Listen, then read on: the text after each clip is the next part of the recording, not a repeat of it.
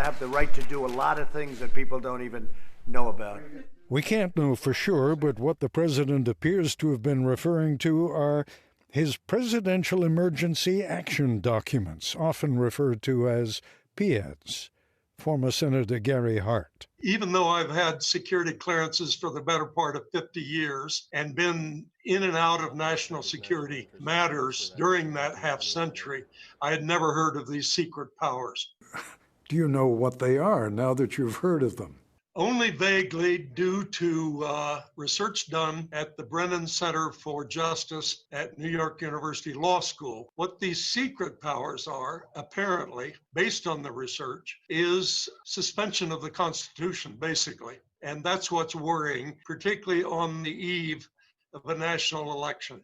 These are essentially presidential orders that are drafted in anticipation of a range of hypothetical worst-case scenarios. The Brennan Center research that Senator Hart referred to has been spearheaded by Elizabeth Goitein, the co-director of its national security program and a contributing writer at The Atlantic.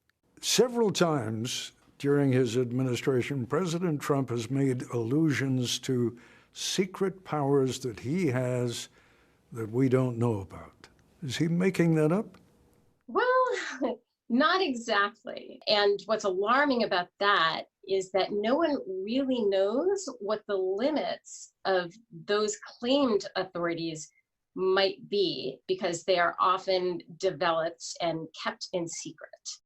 Goitein says what little we do know about PEADs comes from references to them in other documents, some of which are now declassified. They originated in the Eisenhower administration as part of an effort to try to plan for a potential Soviet nuclear attack. But since then, they've expanded to address other types of emergencies as well. No presidential emergency action document has ever been released or even leaked. Not even Congress has access to them, which is really pretty extraordinary when you consider that even the most highly classified, covert military and intelligence operations have to be reported to at least 8 members of Congress, the Gang of 8.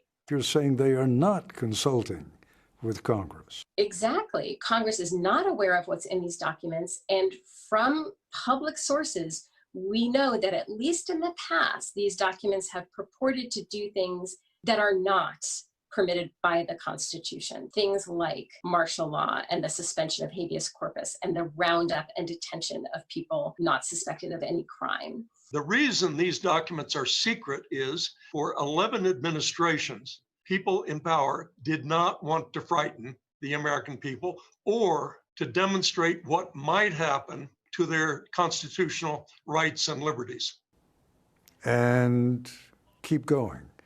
And you're saying what they're for? Well, every administration, including Democratic administrations, has revised and updated these powers. And I started contacting friends of mine of both parties who had been in senior positions. And I got 2 responses, or one response, which is, I never heard of these powers. And these are people in senior cabinet positions, or I got no response at all. And it was the no response at all from people I knew that began to worry me, because there not only is secrecy around these powers, there is a mystery around the secrecy.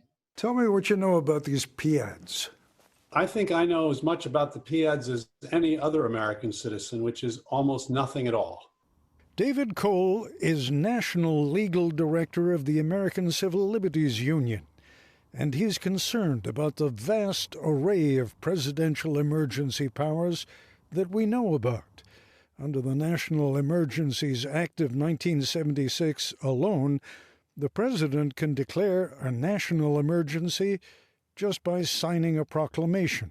We've got a president who, in his first week in office, essentially declared an emergency to ban Muslims from coming into the country. More recently declared a widely understood to be a fake emergency in order to build a border wall when Congress told him they would not give him the funds to create a border wall. And most recently has declared that he may need to delay the election, which would be an emergency authority that doesn't even exist. So I think you have to be very concerned.